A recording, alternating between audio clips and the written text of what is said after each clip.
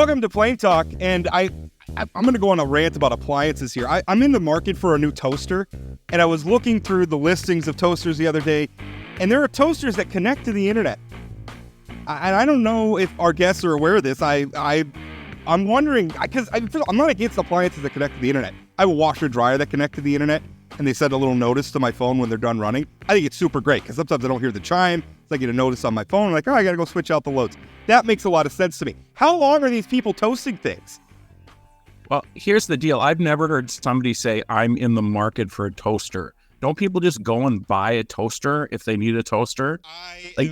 How much research are you doing on that? I'm very specific about how I like my bagels toasted. All right.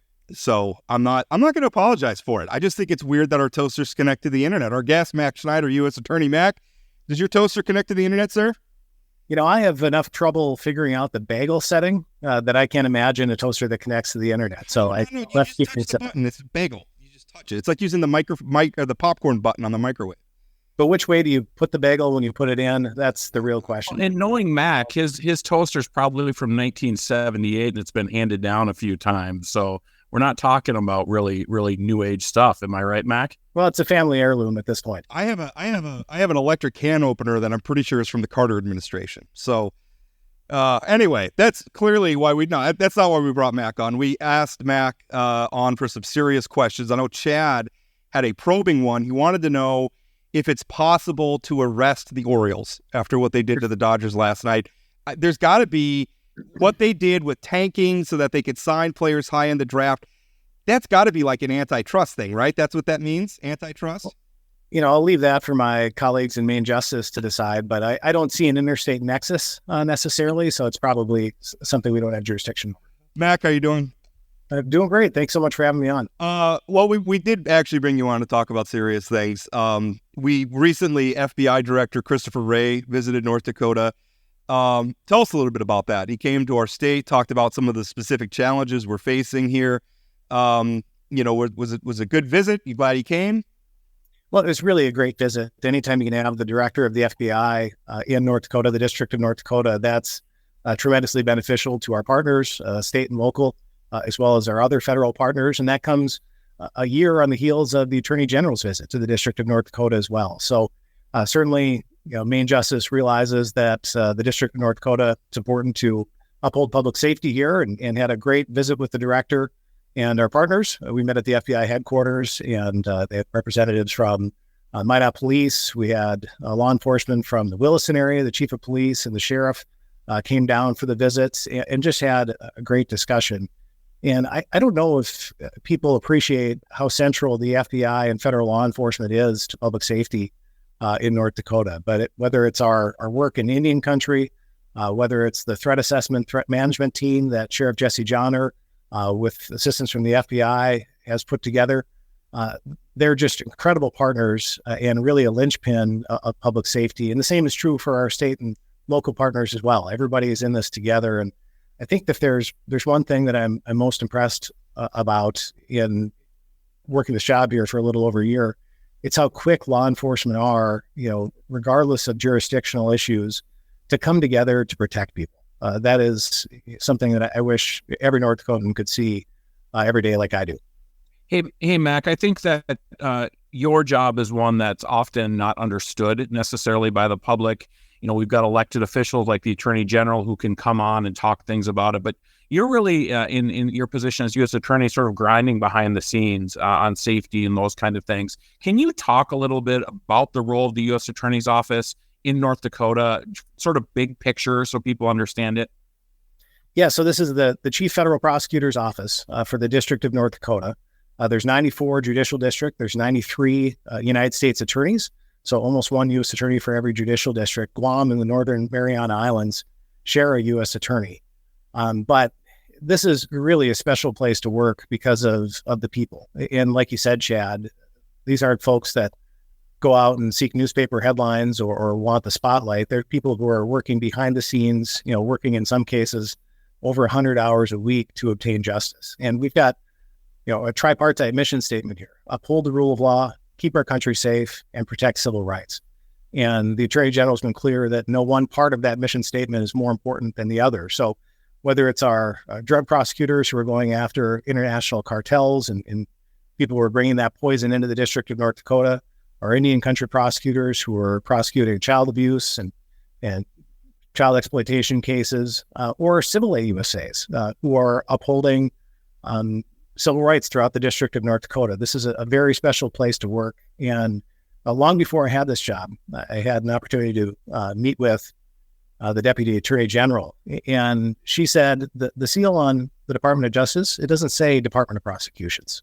It's the Department of Justice. And that's what this office is all about. Fair treatment for victims, justice, protecting civil rights. It's just a very special place to work because of the special people that I get to work with. Mac, you said your office is one that seeks the work and not necessarily the headlines, and I agree with that, but the headlines have sort of sought out. I thought it was interesting, the FBI director visiting the state. We've seen in the national political milieu that, the FBI has been taking a beating of late.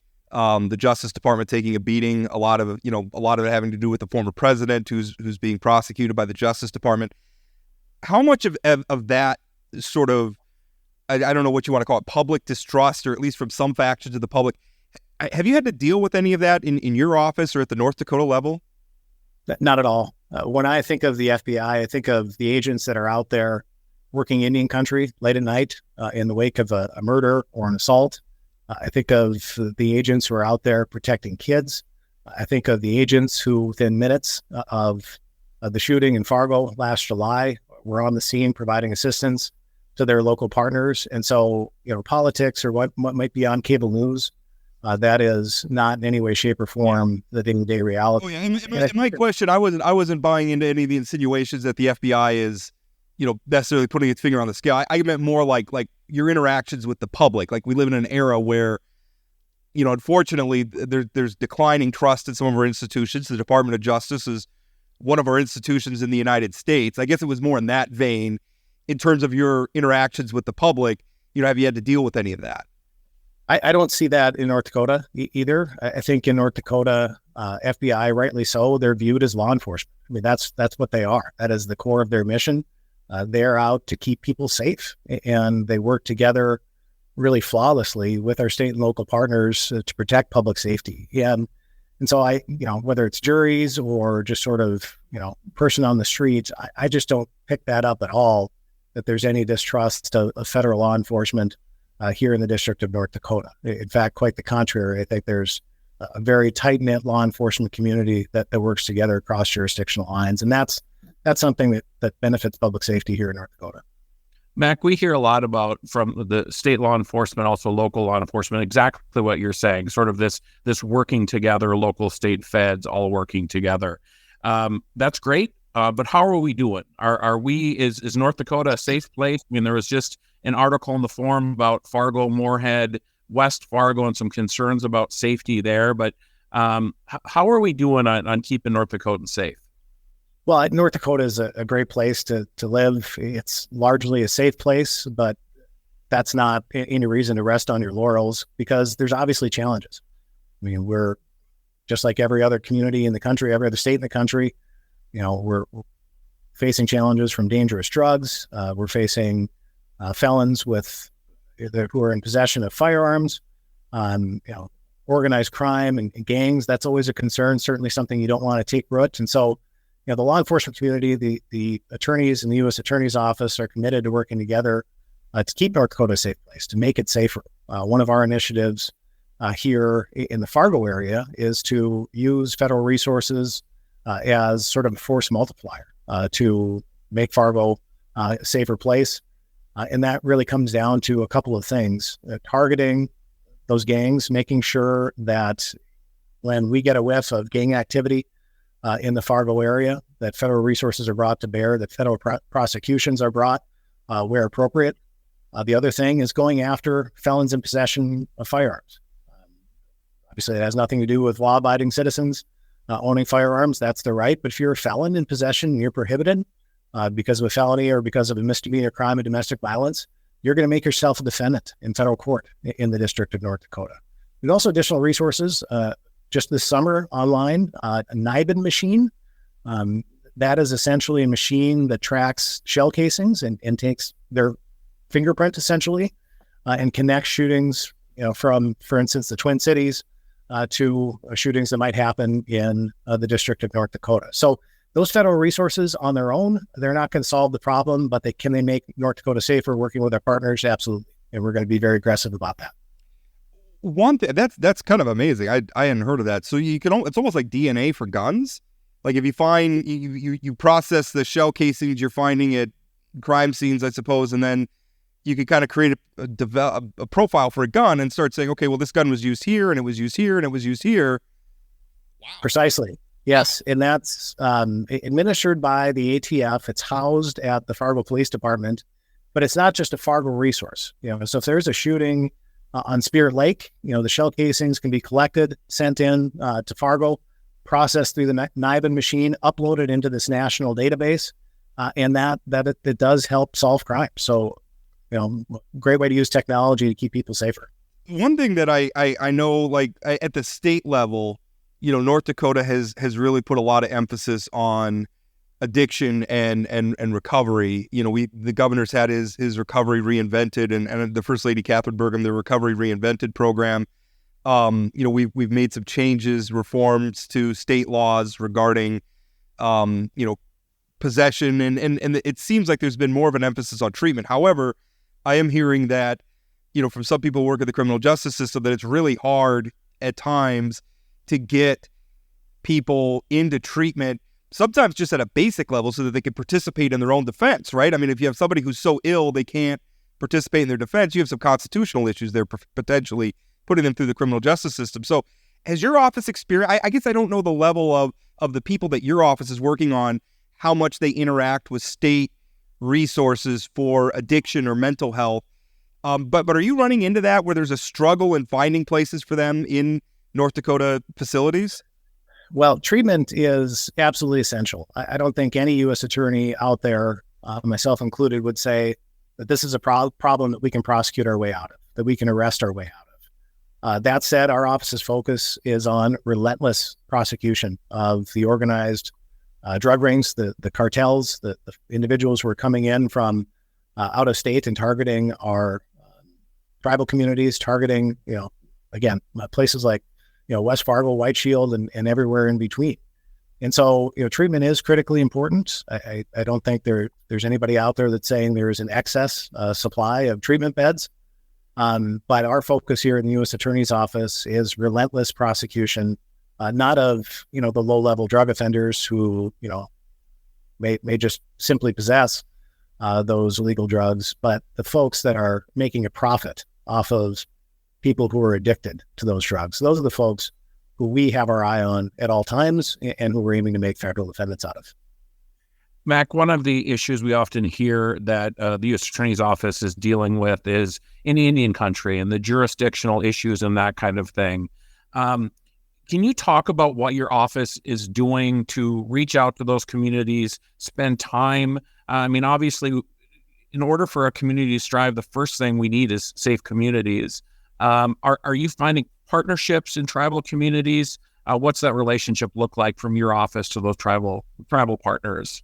Well, it's a great question. And the hallmark of this office, administration in, administration out, presidentially appointed U.S. attorney, other U.S. attorneys, it's been our work in Indian country. Our folks are just absolutely committed to the role that we play in public safety and obtaining justice for victims in Indian country. And you really touched on it, Chad. That doesn't just mean sitting back here in the federal courthouse in Fargo or in the Bill Guy courthouse in Bismarck and waiting for an agent to plop a file on your desk and prosecute a case. It's getting out there to the communities.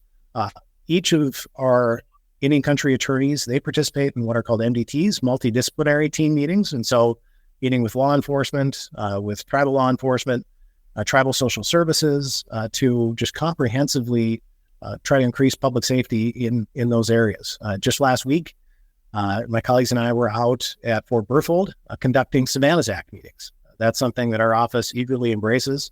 That's something that Congress has told us we need to do, and we're enthusiastic about it when it comes to reducing the number of missing persons in Indian country and responding to those cases quickly when it happens. So we conducted meetings at all 4 major reservations in North Dakota this summer.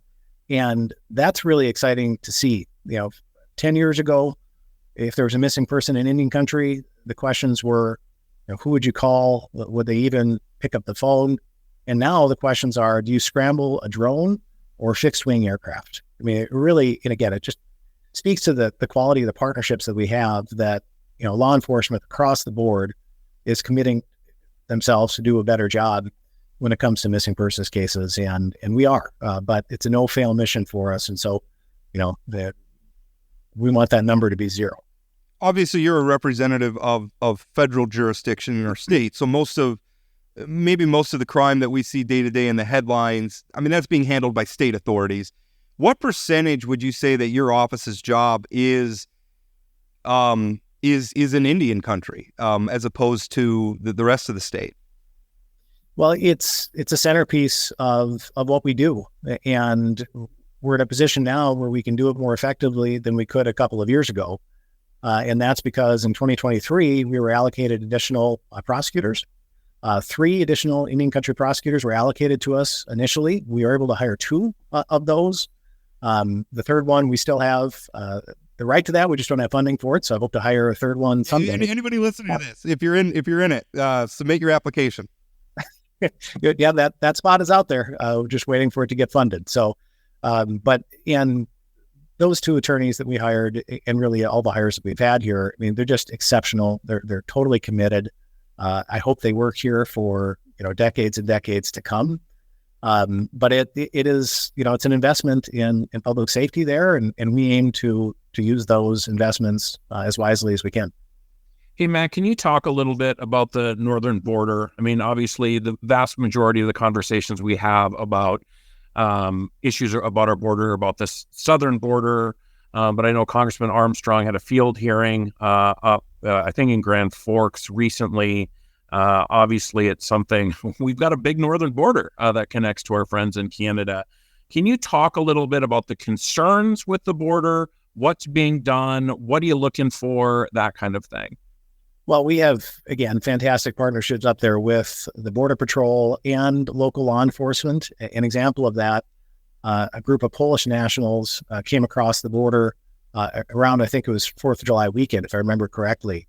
And they were detained through the assistance of local law enforcement and the Border Patrol, and they were prosecuted in our district, here in the District of North Dakota.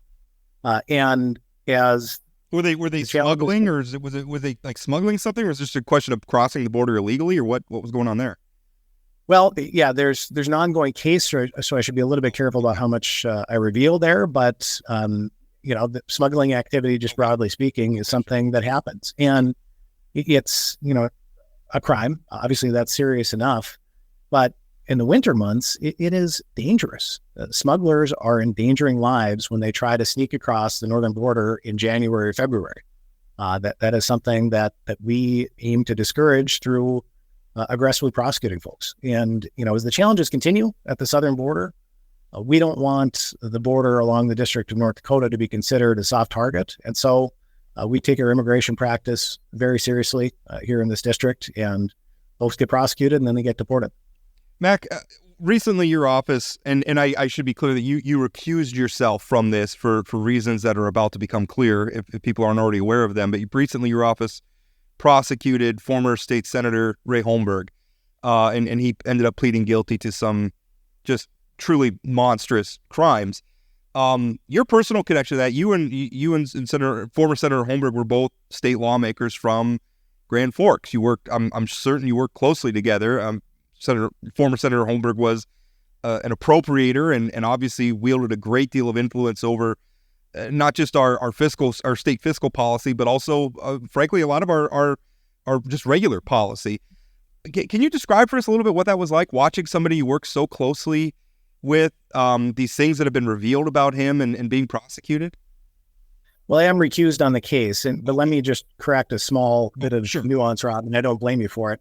I can't recuse myself from any cases here in the Department of Justice. And so probably worthwhile just to briefly explain how that process works. Sure. So if there is either an actual conflict or an appearance of a conflict, I'm directed to, in consultation with our office's ethics advisor, reach out to the general counsel's office at Maine Justice, and then they make a decision about recusal. So that's not something that I can say, well, I'm going to take this case off.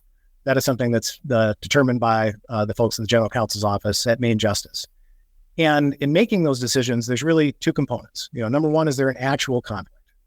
An actual conflict for me, if Chad Oban committed a federal crime, that would be an actual conflict. Chad and I have been friends since college. I'm friends with his wife.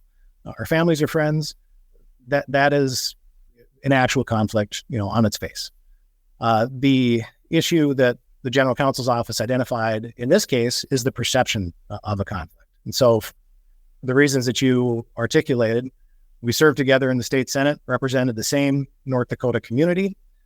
There is a perception of a conflict, and it really could go either way. If there was perceived leniency in the case, some people might say, he's getting special treatment because they were in the legislature together. On the other end of the spectrum, if there was a strong sentence or whatever else, people might say, the U.S. attorney's trying to settle old scores from the legislature. So there's a perception of a conflict, and that's what GCO, in general, was considering when making that determination. So I am recused on it. Obviously, I know what I read in the newspaper. Just about imagine how I feel. But it is a case that I'm recused on, and one that's still ongoing. Hey, Mac, obviously you're an appointee of President Biden. Obviously, you're in a position not to talk about politics, but your future does. We're going to have a new president after November. What does that look like for you in your position? Like, regardless if it's Kamala Harris or Donald Trump, do U.S. attorneys resign after the election and then seek reappointment, or how exactly does that work? What's your future look like, Mac? I guess is what I'm asking you. Well, that to be determined, I suppose, and I'm grateful for every minute that I have in this job. In the lead up as the process was unfolding before I got sworn in, I had the opportunity to talk with Drew Wrigley about it, and he said, "Doesn't matter how long it takes. It doesn't matter how long you're there. The job is worth it." And I agree with that. I mean, so if this is a 2-year and change opportunity, I'd be very thankful for that opportunity. I'm going to try to again maximize my time here for as long as I have to make the office stronger. And that really is the goal for me. Is that whenever I'm done with this job, I want people to be able to say, Mac left the office a little bit better than he found it. If people say that, I'll be extremely proud.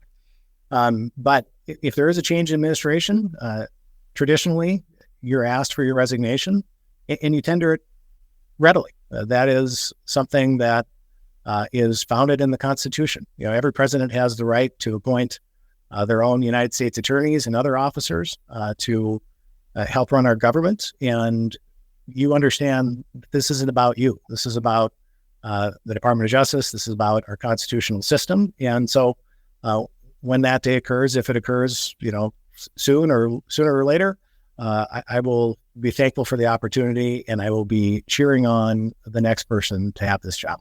Would you want another term in, like if assuming, and I mean, just the politics of it are what they are. I mean, if Donald Trump wins, he's probably going to want to go in another direction. If Kamala Harris wins, would you want another term in there, another appointment? Would you seek one? This is the best job I can ever imagine. And again, the mission could not be more important and more interesting. The people are exceptional. The attorneys are, amongst the best in the country. The support staff, as you regularly once told me, they're some of the best attorneys you'll ever meet, our support staff here. And so I love this job. I am very thankful for the opportunity to do it. I understand this is not going to be a career for me, but for every minute I have in this job, I aim to use it productively and make the office better. So I'm very thankful for it. Mac, one final question from me, and not to put you on the spot, but I mean, you've mentioned Drew Wrigley. You've had other predecessors in that office, Tim Purdon. Who's your favorite past U.S. attorney? And is it your Uncle John? Well, yes. I mean, obviously, my Uncle John was my uncle. Way to give him an out. Way to just give him an out, Chad. Well, you're not supposed to. But I honestly, Mac, in all seriousness about your Uncle John, who's somebody that, served this state great. I mean, do you think a lot about him when you step into that office and the work that he did as U.S. Attorney probably 20 years ago now? Well, he's part of the baton passing that has happened in this office throughout the decades. And right outside my office door is a hallway that is lined with the pictures of presidentially appointed U.S. attorneys. So I walk by my Uncle John's picture every day. I walk by two pictures of Drew Wrigley every day, one of Tim Purdon. And, there's a lot of people that aren't pictured on that wall who were absolutely critical to this office and justice in the District of North Dakota. But one of those is Lynn Crooks, who passed away this week, longtime prosecutor. I mean, it's amazing what he did in this office. He was head of the civil division, head of the criminal division, served as acting United States attorney. He was a first assistant, prosecuted these cases of national prominence like Peltier, Call, and others. And those are the types of individuals that make this office so special. And so, those of us who are presidentially appointed and get to work here, I know, we're all thankful for their leadership. And those of us who did it are thankful for the opportunity. But it's also the career prosecutors and civil litigators that are really the backbone. And they're going to be your administration in, administration out, and North Dakota's better for that. Mac, thanks for your time. Thank you both. The cold cases you see at the Vault have captivated readers across our region for years. At the Vault podcast, our team of professional reporters takes you further into those stories with new interviews from family members, investigators, and experts. Check out The Vault at inforum.com/The Vault and subscribe to The Vault wherever you find your podcasts. All right, just finished up with Mac Schneider, who is obviously our current U.S. attorney. Depending on the outcome, it sure sounds to me. I guess he didn't give an explicit answer, but I mean, he's saying stuff like, "This is the best job I could ever imagine. I'm grateful for every minute I have in this job." I feel like if Kamala Harris wins the election, he's going to want another term in that office. And honestly, who complains about it? I don't. So here's what I would say about Mac. As Mac pointed out, Mac and I are friends going back to UND when he was a football star and I was just trying to graduate. He loves this job. He loves the people he works with. This is his dream job. I think North Dakota, and I think most Republicans would agree, we're lucky to have somebody like Mac Schneider in this job. Obviously Republicans would want a Republican, but Mac's ability to... from a Republican perspective, he's the Democrat you want because he's just doing the job. Like there's no partisanship, there's no gamesmanship. He's just doing the job, which frankly is what these appointees are supposed to be. Yeah, and I think the North Dakota appointees are all fantastic. The ones at USDA, for example, are just great. Okay. Hold on. Just so we're clear, that appointee is Mr. Obed is married to her. So, well, there's two of them. I think they're both great, but particularly Aaron is fantastic. Okay. Anyway, Mac's awesome. Mac is great at this job. He's got a great team. I think him working with the Attorney General's office and local police keep our community safe and keep the bad guys off the streets. Yeah, there's really not much more you could ask for. I asked a couple of questions just kind of about whether there's a blowback for his office for some of this stuff we're seeing right now where, people are upset about the Justice Department. They're upset about the FBI, and I guess I'm glad to hear that his office isn't really dealing with it. I think sometimes we see this through a national lens and we start thinking, oh my God, nobody, I mean, listen, I'm not letting the FBI off the hook. They've screwed some things up. And by the way, not just, I mean, if you want to see political bias there, it's bipartisan. They've screwed a lot of things up. So there's a concern for me, like we need the FBI. Like there is an important law enforcement role for them to fill. And so if our society doesn't trust them anymore, so I guess that was reassuring to hear that they're not really dealing with that in North Dakota. Yeah, I think what's probably the case here is, North Dakotans see people like Mac and people in his office and the local FBI agents as sort of being our guys, right? Not necessarily the same as Main Justice and the National FBI. At least that's what I hope. And it sounds like that's what Mac is hearing. He's not hearing any of that blowback. Yeah, well, that's a very good thing. All right, we want to switch gears here a little bit. Back to school time. And we've a couple of school-related issues, I guess, that I've been writing about. One is North Dakota High School Activities Association still grappling with the problem of, and I want to be specific because in that context, we're talking about racially charged incidents, which are terrible and ugly and nasty. But I think sometimes by getting so focused on that, we forget the broader problem of people just behaving badly at these sports games, even if there's not a racial component to it. I don't know really that it's any better if you're verbally abusing a child who's out on the if you're throwing in some racial taunts. I guess that is worse, but you know what I mean? I mean, there's like a Rubicon that we've crossed with this where it's all bad. The High School Activity Association's trying to grapple with it, and frankly, Chad, I don't think they're doing a very good job.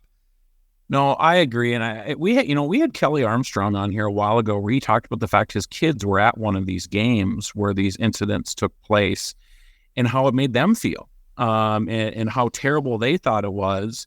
And frankly, it makes me angry that we can't do better than what I read about in your column, because we have to do better. And honestly, it can't just be Native American parents standing up for Native American kids, or people of color's parents standing up for people of color. At some point, we all have to step into this space and say, these are kids, and we need to stand up for kids. They're kids, and we're adults, and maybe we need to set the example. Right. So just to be clear about what the North Dakota, their most recent, I guess, policy initiative is they're setting a minimum punishment. I guess before there wasn't a minimum punishment, and each school district or what have you kind of handled it their own way. There's now a minimum penalty where essentially if the first time somebody's ejected, they're suspended for 3 games. The second time, they're suspended for the season, and then there's a database of people who are suspended, and I guess they know not to let them into the games. Although, I mean, I'm thinking of the sort of people who are working admissions at high school basketball games. We're putting the onus on them. You're going to have a volunteer mom ticket taker have to be the police on who gets in and who gets out. And also, I would just say, again, parents, if your kid is suspended from going to high school athletics, it's your job to make sure they don't go to those games. I mean, by the way, some of the people talk about suspending, though, they may be an adult. Right. Which is also part of the problem. So, I mean, I don't like the idea of putting a grandma or a kid who's in band, who's working admissions to help raise money for the band or something, and now they're in charge of saying, oh, this adult can't come in because they've been verbally abusive to children. We're putting that ticket taker in that position? That makes no sense. Well, and it's like a bigger issue. I mean, I think about the Dem convention and people's response to Gus Walz. And it's like people were attacking him for showing emotion, and then they learned he was neurodivergent, and then people like, oh, we shouldn't have done that. No, you shouldn't do it to any 17-year-old, regardless. Adults should not make fun of children. Yeah. Full stop. There's people who made cracks about Barron Trump. We have to be better. However you feel about Donald Trump, leave his kid out of it. I mean, his adult children who are participating, fine, they're fair game. But his minor child who's not participating in politics, leave him out of it. But we do have to stand up for the kids on the court who are dealing with racial taunts. I mean, if you're in an arena and you're hearing monkey noises or different Native American chants or that kind of thing, done derisively. By the way, I mean, what I remember when Standing Rock would play Minot High School, and they come in and they have the drums and stuff going. I kind of thought that was amazing. Awesome. But the people who are doing it derisively, like war whoops or whatever, just stop. Yeah. And if the punishment is not great enough, or there's no way, to your point, to actually implement the punishment because the trumpet player at the ticket booth isn't going to be able to stop a parent, we have to have stronger penalties. I hope the North Dakota High School Athletic Association steps up. We also need athletic directors around the state, administrators, teachers, parents. Everybody plays a role in this thing. You hear it, shut it down immediately. Because again, these are kids we're talking about.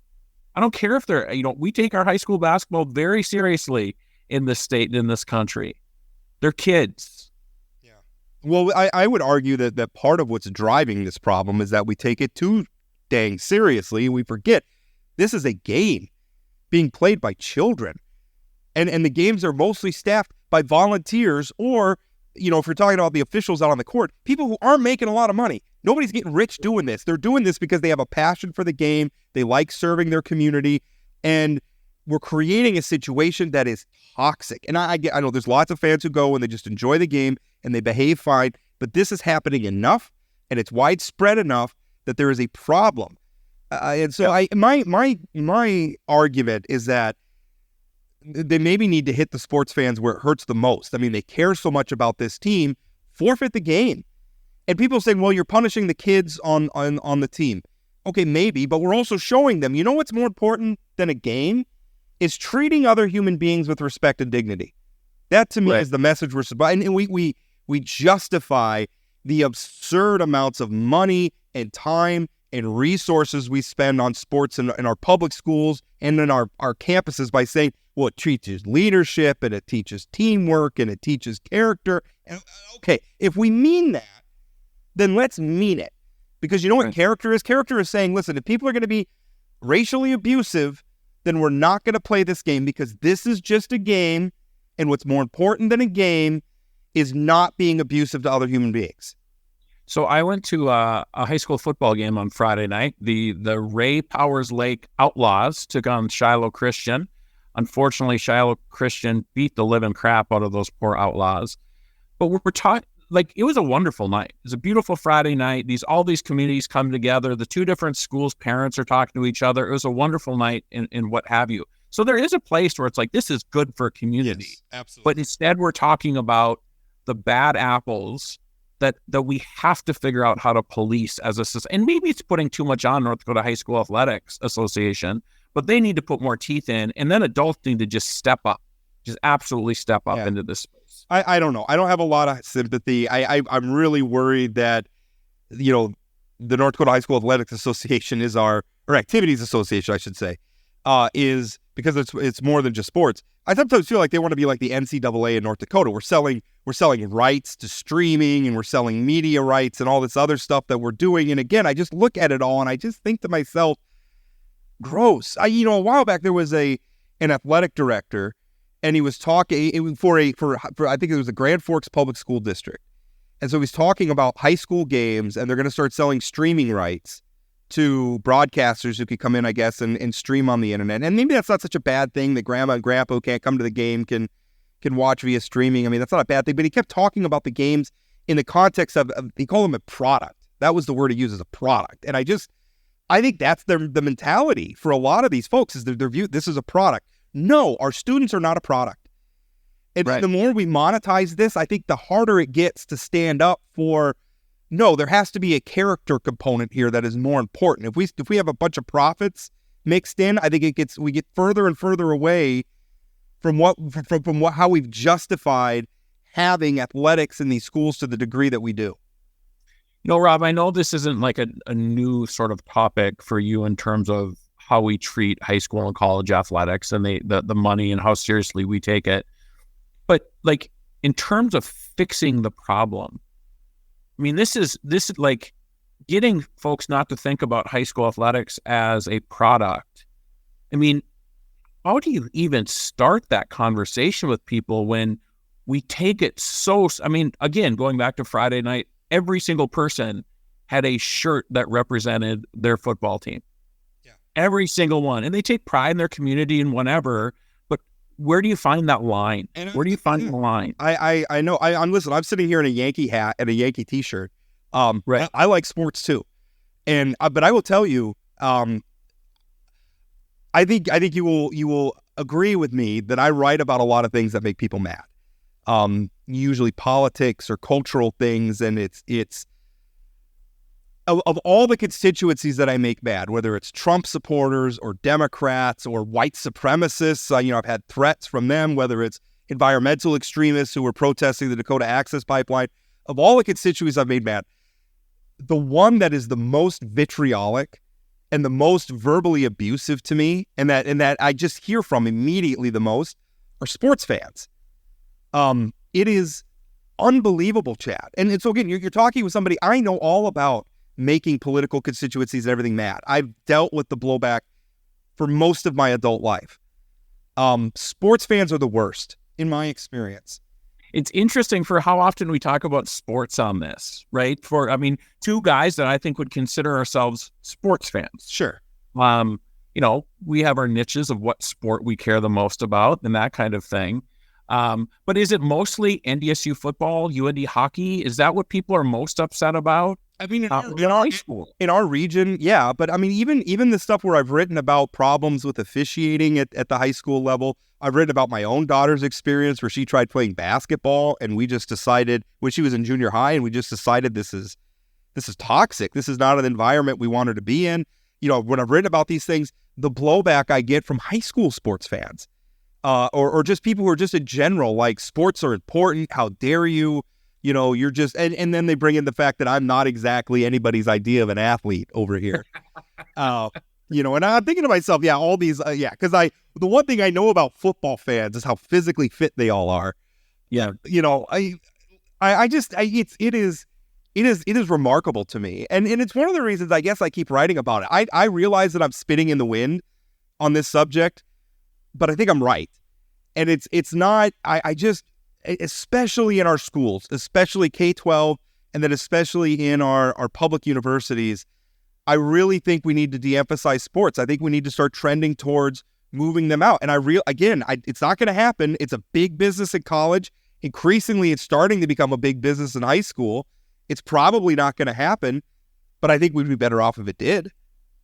Don't you think collegiately with NIL and people starting to get paid that we would name, image, likeness, don't you think we're getting closer to that place where the collegiate teams might be sort of disconnected from public funding and sort of some of those things? I mean, we do need to, like, when you're talking about ACC basketball, Big 12 football, school's a secondary thing to a big chunk of those athletes, right? They're there to play football, and maybe we need to stop winking and nodding about, these student athletes, but instead just treat them what they are. I mean, there's 120 people at an Oklahoma football game. Let's not pretend this isn't professional sport.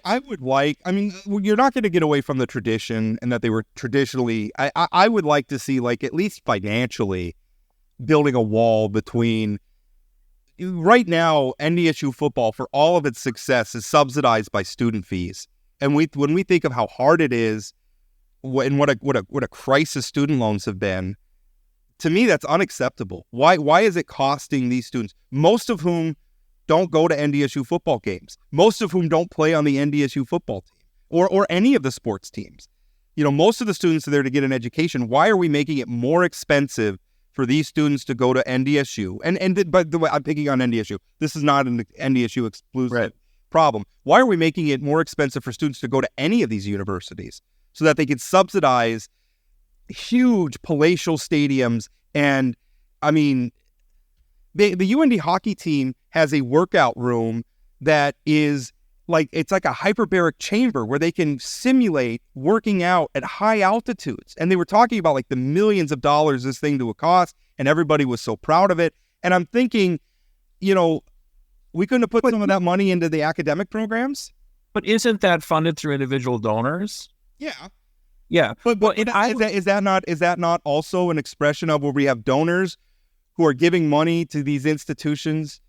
Yeah, I remember, this is an anecdote, but I remember when NDSU had a science building that didn't have running water and was routinely catching fire, and the university was balking at raising $2 million for the science building. Meanwhile, they were holding a $35 million fundraiser for a practice facility for the football team. Right. Well, and I would take that down one additional level to high schools. Again, I was at Shiloh Christian on Friday night. Their athletic facilities there are better than any public facilities I've ever seen.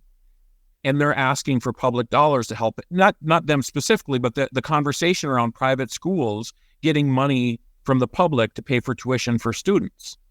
I was walking around that facility and thinking, rather than the $5 million in this baseball field with artificial turf and, like, it's beautiful, why not pay for tuition for poor kids to go to your school? Yeah. I mean, but again, I think that's our society's upside down priorities. And even, I mean, look at the masthead at your local newspaper. Look at how many people are assigned to covering the minutia of not just football and basketball, but like volleyball and everything else down. I mean, these somewhat, and I'm not running down volleyball. Push back on that because I had the hardest time trying to find in the Bismarck Tribune the results of Friday night high school football games. Yeah. So I'm going to push back on that. I tell you, we have more people covering sports than we do covering water board meetings. Well, that's for sure. I've never once looked for the minutes of a water board meeting on a Sunday morning. Anyway, so there's that. I mean, I'm sure I'm actually looking at my inbox right now that is filling up with from my column that I wrote about this. I mean, it's interesting. Yeah. But I think I'm right. I think there are ways that we can continue to enjoy sports and have it promoting some of the good things that it promotes without being a drag on our K-12 institutions, without being a drag on our universities. Because I think we're telling ourselves some lies about some of this that we need to stop because we really enjoy sports. So we kind of excuse it and we need to stop making excuses. So Rob, I thought another column you wrote this week about the public schools calendar and its connection to childcare was really, really interesting. And this is coming from somebody who advocates for public schools and understands the need for professional development and all those other things, but also as a 7-year-old in second grade at Wilmore Elementary, the greatest elementary school in the great state of North Dakota. And I think the point you were trying to make wasn't that schools are childcare facilities. I explicitly wrote that they are not.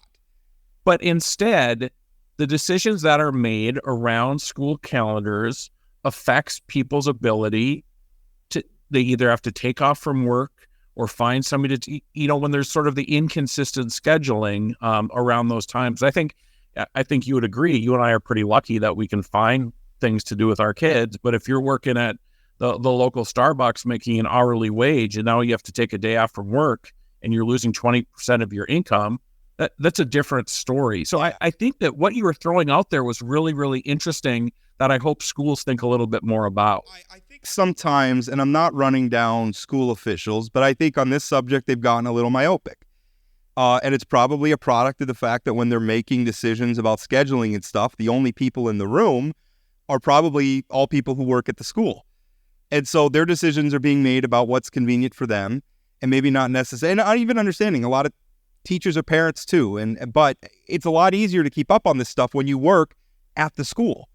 Whereas, if you don't work at the school, for instance, our school calendar in Minot, we have one day of the week where we start a half hour later than other days of the week. And I'm not real sure why we're doing that. We have, intermittently, we have early release days where they're just like, oh, school's done today 2 hours earlier than it usually is.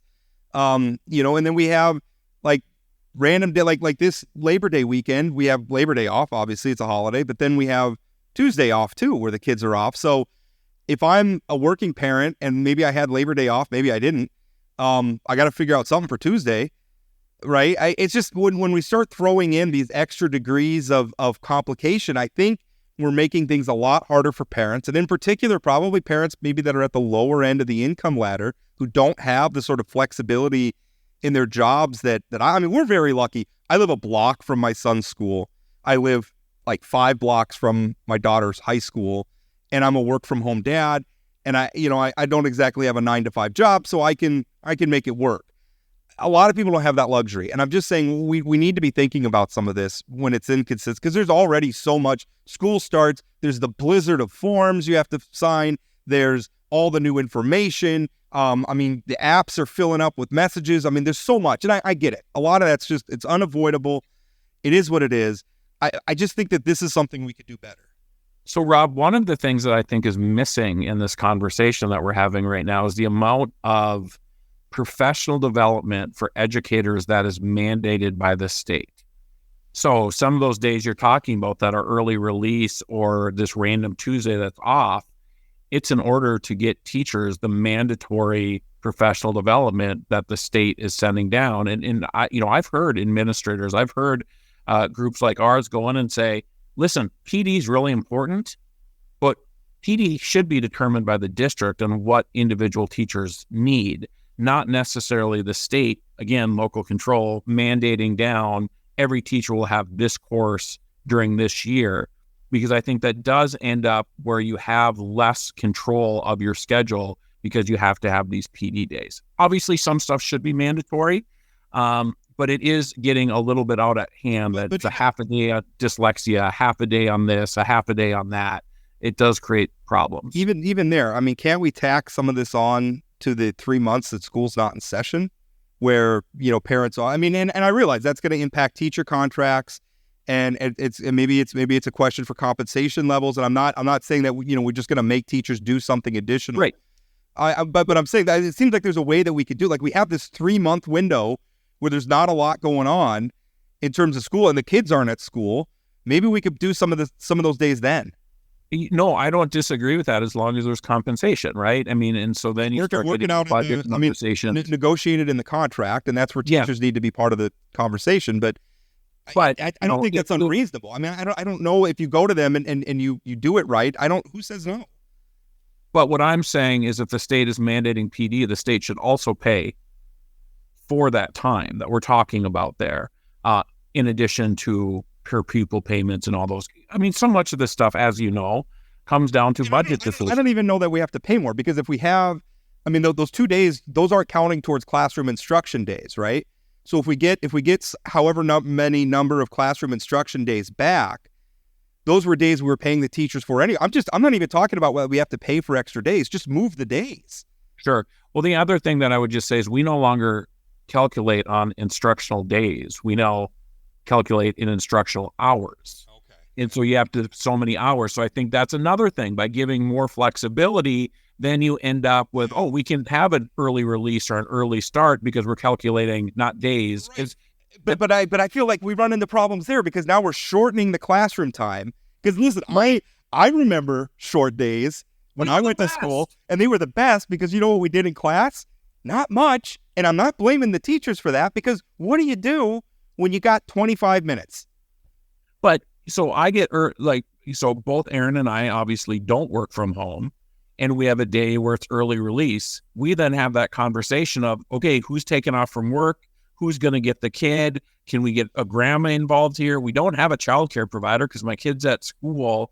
It is a burden. And again, Aaron and I are very lucky. We can make this work. We got a couple grandmas in town that we can make this work. But I would say also for teachers, my sister's a teacher in Mandan, and she has 3 kids that go to school in Bismarck.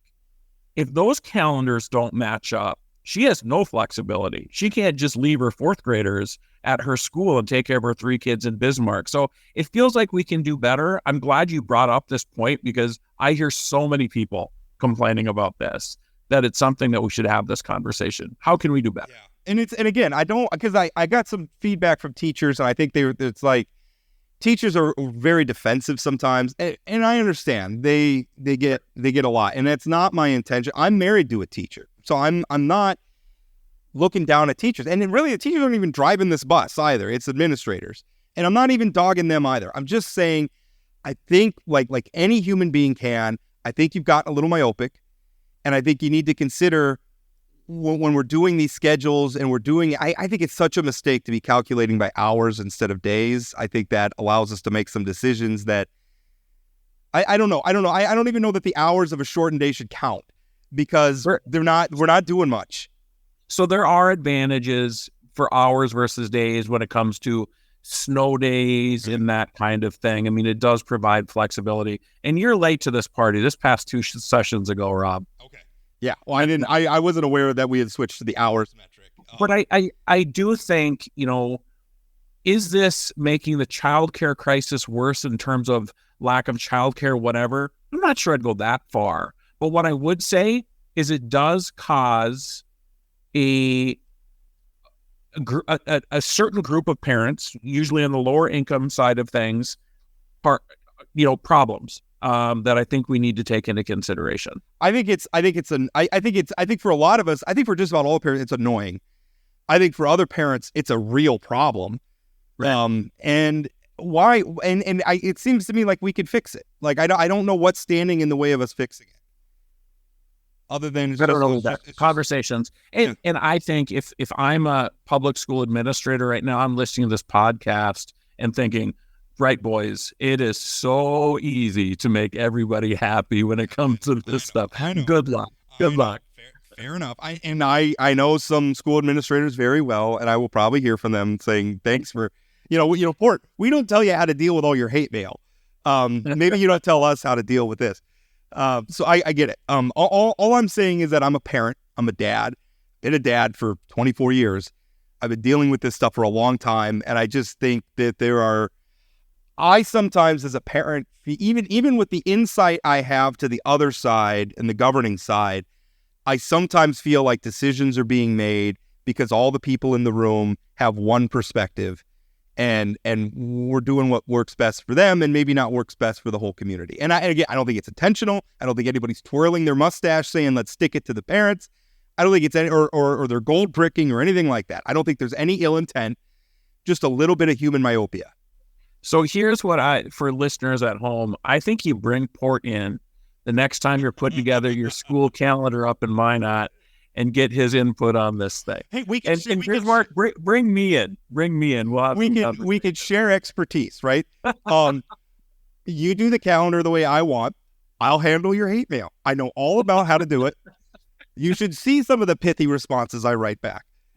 You'll love it. What I think they would say, Rob, we don't get to give those kind of responses to taxpayers when we work for a public school system. Yeah, I suppose not. Yeah. All right. Well, that's it. And again, I hope the people listening who work in education are taking this in the spirit that it's intended. The public schools belong to all of us, and they need to serve all of us. And I think this is something that we could do a little bit better. I think maybe we've let the pendulum swing towards the inconsistent schedules a little bit too much. We just need to bring it back a little bit to the center. That's the spirit's intended in. I think North Dakota has Minot specifically, which is where my experience is, but really North Dakota in general, we have great public schools and we have great people that work at them, from the administrative level down to the classroom level, down to the maintenance staff. I mean, we have not ever really had a bad experience in the Minot public school system.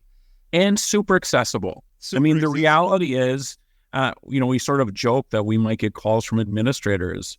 We might actually get called from administrators after listening to this. So, I think it's super accessible. I think it's just something else for folks to be thinking about as they're putting together those schedules. That's it. I think it's good stuff. And if good conversation. And if my writing style comes off, I understand I sometimes have all of the subtlety of an avalanche. So I get it. That's on me. But I think it's a productive conversation to have. All right, we're going to put a pin in it there. Next show coming up is going to be the United States House debate. So that's going to be a lot of fun. In the House race, we're going to have the Republican candidate. It's an open race, by the way, because the incumbent's running for governor. So it's going to be Republican Julie Fedorchak. She's currently a public service commissioner versus Trygve Hammer. This is his second round on the statewide ballot. I think third time. Ran for PSC. Yep. Yeah. Ran for PSC. Now he's running for U.S. House. I think that's going to be a great debate. These are two very smart candidates that I have a lot of respect for both of them. So really looking forward to that debate. That's coming up on Friday. Also, you may be noticing some new things where we're starting to promote the guests that are coming up on the podcast with some stuff on social media. We're also going to be publishing some of the clips from our interviews and whatnot out on social media. I think that's going to be a lot of fun. Stay tuned for that. And by the way, I never give my email out. My email is robport@gmail.com. I'm giving you that one because that's easier than reading to you my forum communications one, which is a little long and complicated. robport@gmail.com. If you got feedback on the show, send it to me. I'm all ears. I'm not hard to find out there. So if there's ways to improve the show, I'm all ears. Because I'm really enjoying doing this podcast. I think it's a good product. I think the feedback I'm getting is great. I mean, there's a lot of people listening and they seem to enjoy it. So that's a good thing. I get less hate mail about the podcast than I do anything else. Well, and mostly what I hear about the podcast is more O-Ban. Like people they're just biting at the bit for more O-Ban. But in all seriousness, my favorite comment about the Senate debate last week was somebody commented and said, how refreshing two candidates who can speak in complete sentences. And I think that's what we're going for with these debates is we've got, in the U.S. House race and the U.S. Senate race, 4 quality folks. I think the same with the governor's race. You and I take a back seat and let these guys talk about policies. And I think we've got a Measure 4 debate coming up, and we also have and it's going to come later in October because we have kind of a series. We're also going to have a debate between the 2 DPI candidates as well. Candidates for superintendent, the incumbent Kirsten Baszler and challenger former state senator Jason Heitkamp. So, that's our intent, is to just let the candidates talk. And we were in the Senate race. That was such a that was a really great conversation. I have confidence that we're going to have more great conversations in these debates going forward. All right. Thank you so much for listening. If you're listening to this on a platform that allows you to leave a rating or review, I would sure appreciate it if you did that. Thank you so much for listening, and we'll talk again.